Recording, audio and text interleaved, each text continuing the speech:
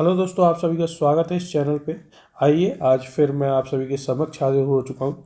जो notice number है CN number 1/2025 उसके रिगार्डिंग ये है। और हम देख लेते हैं। ये देखिए, इसमें लिखा हुआ government of India ministry of railway लिखा हुआ है, रेलवे रिक्वायरमेंट बोर्ड की ओर से निकाला गया। अब देखिए डिटेल जो सेंट्रलाइज एम्प्लॉयमेंट नोटिस जो रहता है, ऑफिशियल नोटिस है, वो निकाल दिया गया है रेलवे की तरफ से 1/2025। मतलब 2025 की जो पहली वैकेंसी है, इसमें देख लीजिए ये नंबर है जो ALP का नंबर है 1/2025, उसके रिगार्डिंग है। ये आपका दिया गया है, ये इस प्रकार का है। देख लीजिए यहाँ पे लिखा हुआ है requirement of assistant loco pilot, या इसी को हम ALP शॉर्ट में बोलते हैं। तो उसके रिगार्डिंग ये है। अब देखिए इसमें बहुत सारे डिटेल्स वगैरह दी गई हैं, तो हम डिटेल्स को भी देख लेते हैं और डेट वगैरह को भी देख लेते हैं।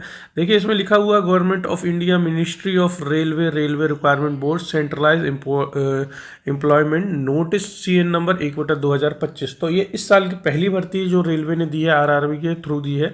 और ये देखिए इसमें फुल फॉर्म लिखा हुआ है, requirement to assistant loco pilot ALP लिखा हुआ। अब देखिए इन्होंने जो शॉर्ट नोटिस था, जो इंडिकेटेड नोटिस था, तो एम्प्लॉयमेंट न्यूज़पेपर में 29/3/2025 को इन्होंने जो निकाल दिया था। हालांकि मैंने भी इस पे वीडियो बनाई थी और आपको समझाया था। अब देखिए ओपनिंग डेट है जो एग्जामिनेशन की, जो एप्लीकेशन सबमिशन की जो ओपनिंग डेट है, वो आज का डेट है 12/4/2025 से आपका फॉर्म फिल होना चालू हो जाएगा। आप लोग फॉर्म फिल कर सकते हैं। अब देखिए क्लोजिंग डेट वगैरह दिया गया है। क्लोजिंग डेट आपका 11/5/2025 है, जो कि 23:59, 11:59 भी बोलते हैं जिसे, उस तक होगी। अब देखिए लास्ट डेट एप्लीकेशन का जो payment for the submission application है, तो वो 13/5/2025 तक आप 23:59 तक पेमेंट वगैरह आप कर सकते हैं। जैसे किसी किसी का पेमेंट फंस जाता है तो उसके लिए ये बताया गया।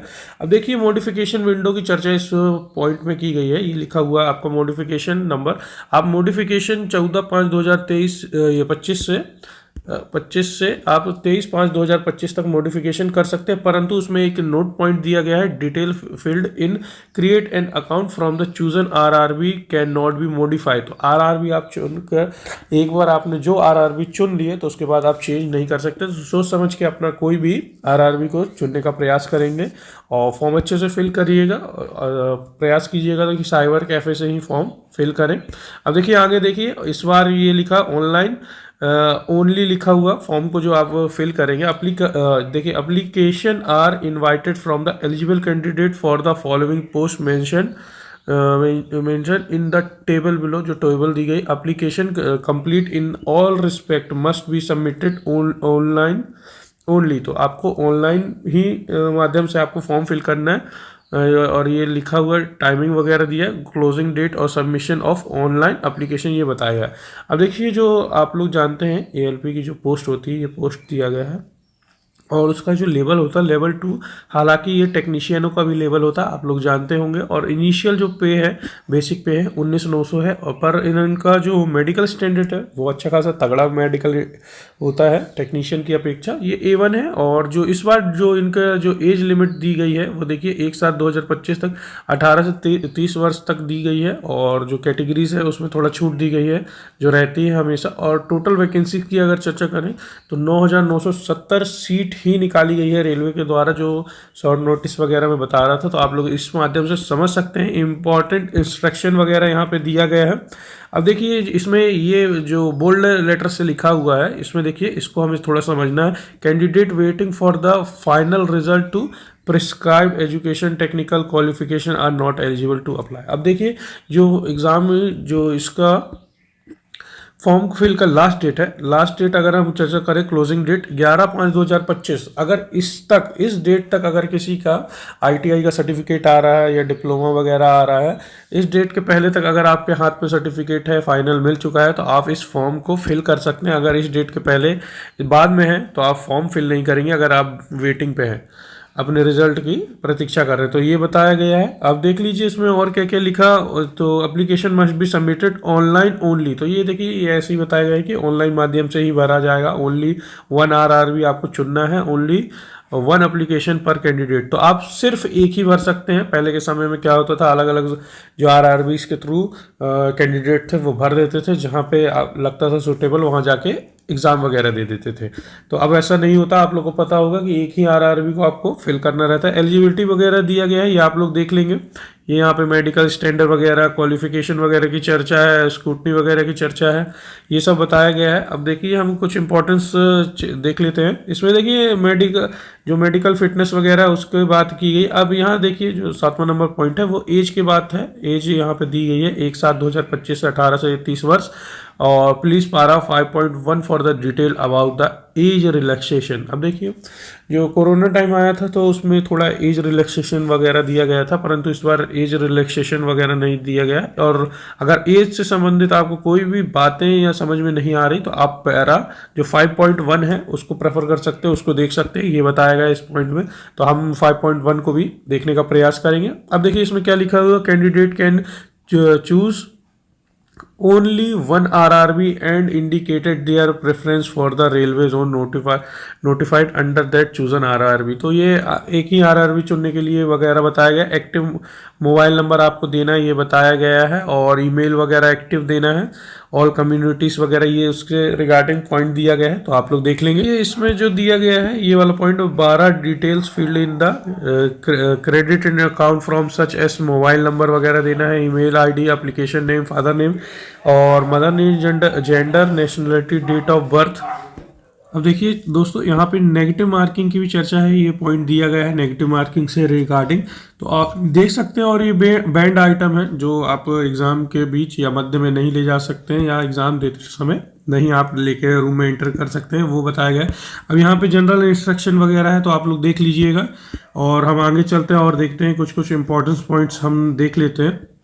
और फोटोग्राफ वगैरह की यहाँ पे चर्चा की गई है कि 2 महीने से पुरानी फोटोग्राफ वगैरह नहीं आपको यूज़ करना है या फॉर्म में फिल करना है। या देखिए ये पॉइंट देखिए, candidate who submitted more than 1 application against this CN number will be similarly rejected and will be divided from the all future examination of RRB of railway requirement cell. तो देखिए इसमें क्या होता है कि बहुत से स्टूडेंट क्या करते हैं कि फेस की मिक्सिंग करके अलग अलग RRBs भर देते हैं और एग्ज़ाम वगैरह देने के लिए जाते हैं। तो अगर इस प्रकार अगर आप कुछ कर रहे हैं तो आप थोड़ा सा समझ जाइए, ये सब मत कीजिए, नहीं तो डिवाइड कर दिए जाएंगे रेलवे के द्वारा RRB के थ्रू, तो आप भविष्य में किसी भी प्रकार का एग्ज़ाम नहीं दे पाएंगे।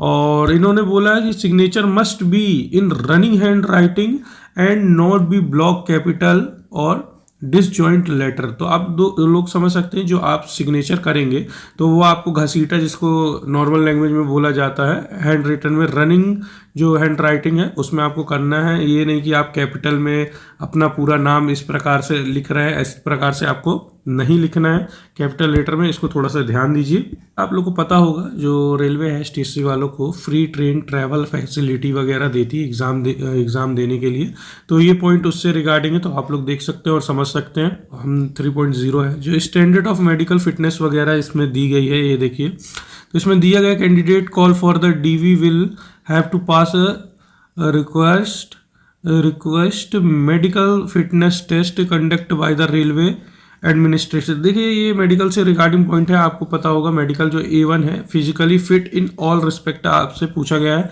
या मांगा गया है। देख लीजिए डिस्टेंस जो विजन है वो 6x6 विदाउट ग्लासेस होना चाहिए। और जो आपका फॉगिंग टेस्ट है must not be accepted +2 dioptre, ये बताया गया है। अब देखिए नियर विजन वगैरह की यहाँ पे चर्चा की गई है, नियर विजन जो होगा और ऑल जो कलर विजन वगैरह है तो वो सब आपको चेक होगा, ये पॉइंट यहाँ पे बताया गया है। अब देखिए दोस्तों ये जो हमारे सामने 5.0 है 5.0, जो इसमें एज लिमिट की चर्चा की गई है कि 1/7/2025 तक अगर आपकी एज 18 से 30 वर्ष है तो ही आप इसके मध्य में है तो फिल कर सकते हैं, परंतु कुछ कम्युनिटी को छूट मिलती है तो उसे हम देख रहे हैं। देखिए एज रिलैक्सेशन की इस बार चर्चा की गई है, जो आप सभी को पता होगा। देखिए ST SC वालों के लिए 5 साल जो देते हैं रेलवे हर बार वही है। OBC में नॉन क्रिमिनल ईयर वगैरह को दिया 3 साल ये दिया गया। एक्स सर्विसमैन जो रिगार्डिंग है उनके लिए है, जो एक्स सर्विसमैन है जनरल या EWS उनको 3 साल दिया गया है। Deduction of length of the service from age ये बताया गया है। एक serviceman OBC non criminal year का 6 वर्ष है, और जो ST SC वाले एक्स सर्विसमैन है उनको यहाँ पे दिया गया है तो वो 8 वर्ष दिया गया है इस तरीके से। और देख लेते हैं हम। अब देखिए चौथा नंबर जो है candidate who are serving group D। अब देखिए बहुत से कैंडिडेट जो ग्रुप C एंड अदर ये क्या लिखा है erstwhile group D railway staff within minimum 3 year service as well substitutes with minimum 3 year service in continuous or in broken sell spells in railway. तो ये देखिए जो continue service वगैरह में कर रहे हैं ग्रुप सी स्टाफ या ग्रुप डी स्टाफ के लिए, उनकी एज के लिए इस बार अच्छा खासा दिया गया है रेलवे के द्वारा। देख लीजिए जनरल या ईडब्ल्यूएस के लिए 40 वर्ष दिया गया है, ओबीसी नॉन क्रिमिनल के लिए 43 वर्ष और एसटी एससी वालों के लिए 45 वर्ष इस प्रकार का दिया गया है। और फीमेल कैंडिडेट्स वगैरह के लिए देख लीजिए यहाँ 35 वर्ष और यहाँ पे ओबीसी वालों के लिए 38 वर्ष इस प्रकार से दिया गया है। तो आप लोग समझ सकते हैं। देखिए एज रिलैक्सेशन का ये पॉइंट है, तो आप लोग देख लेंगे 5.2 में डेट ऑफ बर्थ से रिगार्डिंग ये पॉइंट दिए गए हैं। ये देखिए 5.2 है वो बताया गया है कि एज लिमिट इतना रहना चाहिए इन ईयर्स में, और जनरल की ये दी गई है, ओबीसी की इतने के अंदर रहना चाहिए, एसटी एससी वालों के लिए ये दिया गया है। लोअर लिमिट और डेट ऑफ बर्थ ये 1/7/2007 के अगर इतना तक है तो आप फॉर्म फिल कर सकते हो, उससे ज़्यादा होगा तो आप फॉर्म फिल नहीं कर सकते, ये बताया गया है। अब देखिए दोस्तों यहाँ पे एग्जामिनेशन फ़ी की चर्चा की गई है 7.0 में। तो इसमें देखिए फॉर ऑल कैंडिडेट्स के लिए जो है सभी के लिए 500 रुपये लगेगा, और जो वापस होता है फ़ी एग्जामिनेशन फर्स्ट एग्ज़ाम जो आप देख लेंगे CET 1 उसके बाद आपको वापस हो जाएगा। अब ST SC एग्जामिनेशन के लिए देखिए ST SC ex serviceman, female, transgender, minorities और EBC जो है आपका, उनके लिए 250 रुपये है, परंतु आपको सर्टिफिकेट वगैरह भी जो लगता है वो देना पड़ेगा ज्वाइनिंग के टाइम DV के समय। तो आप लोग थोड़ा सोच समझ के भरेंगे कि अभी 250 रुपये अपना बचाने के चक्कर में अपना फॉर्म को रिजेक्ट मत करवा लीजिएगा कि अगर पास नहीं है, या आपके पास BPL कार्ड, देखिए जिसके पास BPL कार्ड भी है तो वो भर सकता है, क्योंकि हमने देखा है जब हमारा DV हो रहा था उस समय BPL कार्ड वगैरह था तो वो भी उनके द्वारा ले लिया जा रहा था, तो पास कर दिया जा रहा था, किसी में अड़चन नहीं डाला जा रहा था किसी भी कैंडिडेट में। तो आप लोग इस बात को थोड़ा सा ध्यान दीजिएगा जो मैं बोल रहा हूँ। और देख लेते हैं पॉइंट्स इसमें। अब देखिए दोस्तों इसमें जो फ़ी पेमेंट वगैरह है वो ऑनलाइन माध्यम से आपको देना है, नेट बैंकिंग और ये सब ऑनलाइन मोड ओनली बस दिया गया है फ़ी पेमेंट के लिए, रिगार्डिंग ये पॉइंट है। तो आप लोग देख लेंगे सब प्रोसेस वगैरह की चर्चा है। ओनली 1 hour भी आपको चूज़ करना है एप्लीकेशन में। अब देखिए इसमें दिया गया है आपके कितने एग्जाम होंगे। पहले तो CBT 1 होगा आपका, फिर CBT 2 होगा, फिर जो एप्टीट्यूड टेस्ट बोलते हैं, जो एप्टीट्यूड जिसे साइको भी कहा जाता है, CBAT कहा जाता है, वो होगा आपका डॉक्यूमेंट वेरिफिकेशन, मेडिकल और एग्जामिनेशन वगैरह होगा। हालांकि मैं कुछ देर बाद ही DV का जो आपका इलाहाबाद बोर्ड का है वो DV का मैं वीडियो बना दूंगा और आपको एक्यूरेट जानकारी दूंगा, तो उस वीडियो को भी ज़रूर देखिएगा। जो NCR के क्षेत्र में ज्वाइन करने जा रहे हैं टेक्नीशियन में, या आप जो ज्वाइन करेंगे भविष्य में लोको पायलट में, तो उनका बिल्कुल परफेक्ट मैं एग्जाम्पल के साथ आपको देने वाला हूं, और पर्सनली डिटेल भी दिखाने वाला हूं एक कर्मचारी का जो ज्वाइन नहीं हुए थे, उनके DV डॉक्यूमेंट वेरिफिकेशन में कैसा क्या प्रोसेस था वो भी मैं बताने जा रहा हूँ। अब देखिए इसमें CBT 1 का ये चर्चा दी गई है, फर्स्ट स्टेज वगैरह दिया गया है, और ये बताया गया है पैटर्न ऑफ सिलेबस दिया गया है। अब सिलेबस देखिए 60 मिनट का एग्जामिनेशन वगैरह होगा, 75 नंबर क्वेश्चन 75 होंगे, तो ये आप लोग को पता होगा। 1/3 देख लीजिए, तीसरा पॉइंट नेगेटिव मार्किंग भी है, तो ये सब आपको थोड़ा सा ध्यान देना है, और ये पॉइंट आप लोग पढ़ सकते हैं। और मैथमेटिक्स ये देखिए सिलेबस वगैरह यहाँ दिया गया, mathematics, mental ability, general science और जनरल अवेयरनेस, वही सब है मैथ्स में जो आप लोग पढ़ते हैं कंपटीशन में, जो हम भी पढ़े हैं अपने समय में। तो यही है, नंबर सिस्टम, बोर्ड मास वगैरह, डेसिमल है, फ्रैक्शन है, LCM SCF, ratio, as calculation वगैरह, कैलेंडर। देखिए कैलेंडर यहाँ पे दिया गया, कैलेंडर एयर क्लॉक, ये रीजनिंग का जो पार्ट है, पाइप एंड सिस्टम वगैरह, तो ठीक है, जो रीजनिंग का चर्चा थी वो इधर मैथ्स में डाल दिया गया। ठीक है, आप लोग देख सकते हैं, ये मेंटल एबिलिटी है, जनरल साइंस वगैरह है और जनरल अवेयरनेस वगैरह है, तो आप लोग इसको बिल्कुल ध्यान दीजिएगा। अब हम 12.2 पे देखते हैं, इसमें एक पॉइंट है, तो ये देखिए इसमें जो CBT 2 वगैरह दिया गया है, पैटर्न ऑफ सिलेबस CBT 2 ये दिया गया है। पार्ट A और पार्ट B होगा, आपको ध्यान देना है। पार्ट A में आपको 90 मिनट मिलेंगे 100 क्वेश्चन के लिए, इसी से मेरिट बनती है, और पार्ट B आपको क्वालिफाई करना रहता है, 60 मिनट में 75 क्वेश्चन मिलेंगे, आप सिर्फ क्वालिफाई करेंगे। अब देखिए इसमें लिखा part A minimum pass percentage for eligibility, और ये दिया गया है परसेंटेज वगैरह। This is also applicable to ex service man category candidate as per their community, ये बताया गया। Only the marks scored in part A shall be counted for the shortlisted of candidate for the further stage. तो इससे हम ये समझ सकते हैं जो आपका पार्ट ए होने वाला है उस पर भी ध्यान देना है आपको। हालांकि जो पार्ट बी होगा उस पर आपको मतलब क्वालिफाई बस करना है, तो आप लोग थोड़ा सा ध्यान दीजिए। Requirement process provide the candidate in respectively of community is able to secure qualifying marks 35% part B. तो आप लोग को देखिए इसमें सीधा सीधा बता दिया गया 35% पार्ट बी में लाना ही लाना है अगर आपको पास होना है, परंतु आपका मेन फोकस पार्ट ए में होगा। हमारा मेन फोकस पार्ट ए में था अपने समय पे, और पार्ट बी में हमने मात्र क्वालिफाई करके 55 क्वेश्चन अटेम्प्ट किए थे 75 में से, उसमें हमने क्वालिफाई कर लिया था। तो इस तरीके से आप समझ सकते हैं। पार्ट ए का जो सिलेबस है देख लीजिए, जो आपका मेंस होने वाला है उसमें मैथमेटिक्स होगा, जनरल इंटेलिजेंट होगा, बेसिक साइंस वगैरह होगा। तो थोड़ा सा ध्यान दीजिए। अपनी जो प्रिपरेशन है पार्ट ए के ही अपेक्षा जो CBT 1 दीजिएगा तो उधर से ही आपको तगड़ा प्रिपरेशन करते जाना है, ताकि आपको पार्ट बी में ज़्यादा मेहनत ना करना पड़े, अपना साइड प्रैक्टिस वगैरह कर सकते हैं।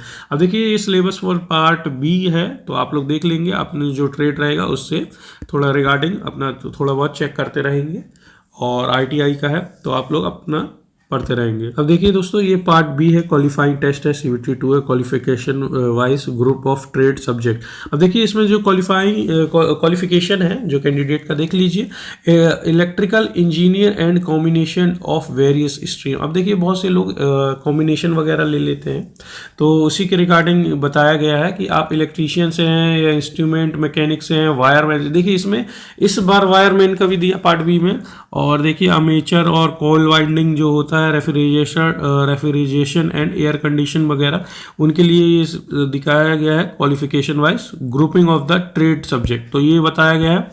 देखिए दूसरा जो पॉइंट है ये इलेक्ट्रॉनिक्स इंजीनियरिंग एंड कॉम्बिनेशन वगैरह है, कॉम्बिनेशन ऑफ वेरियस स्ट्रीम। तो इसमें देखिए इलेक्ट्रॉनिक्स मैकेनिक और मैकेनिकर, जो मैकेनिक रेडियो एंड टीवी के रहते हैं ITI जिन्होंने की है तो वो समझ सकते हैं, उनके लिए है। तीसरा पॉइंट देखिए mechanical engineering and combination of various stream mechanical engineering. देखिए फिटर है, मैकेनिक जो मैकेनिक है, मोटर व्हीकल है, देख लीजिए इसमें मोटर व्हीकल दिया गया है, ये आपका मोटर व्हीकल है, ट्रैक्टर मशीन वगैरह है। और जो डीजल है वो तो लोको पायलट में रहता ही था, इस बार देखिए टर्नर है, मशीनिस्ट है जो 2 साल की है ट्रेड मशीनिस्ट वगैरह। रेफ्रिजरेशन एंड एयर कंडीशन वगैरह भी एक ट्रेड ITI में होता है, तो उनके लिए भी है। और हीट इंजन जो है वो भी है, और मिल राइट और मेंटेनेंस वगैरह भी दिया गया है। इसमें देखिए automobile engineering and combination of various stream of automobile के लिए, तो इसमें देखिए मैकेनिकल है मोटर व्हीकल से, या ट्रैक्टर मैकेनिक है वो है मैकेनिक, डीजल है, हीट इंजन है, रेफ्रिजरेशन है, और एयर कंडीशन मैकेनिक, ये बताया गया है। तो आप लोग देख सकते हैं जो आपका पार्ट बी का क्वालिफिकेशन जो क्वालिफाइंग टेस्ट है CBT 2 का, तो ये ट्रेड है, आप लोग देख सकते हैं बढ़िया से। अब देखिए जो 12.3 में है कंप्यूटर बेस्ड एप्टीट्यूड टेस्ट है, वो उसके रिगार्डिंग ये पॉइंट है, दियर मार्क्स इन पार्ट ए।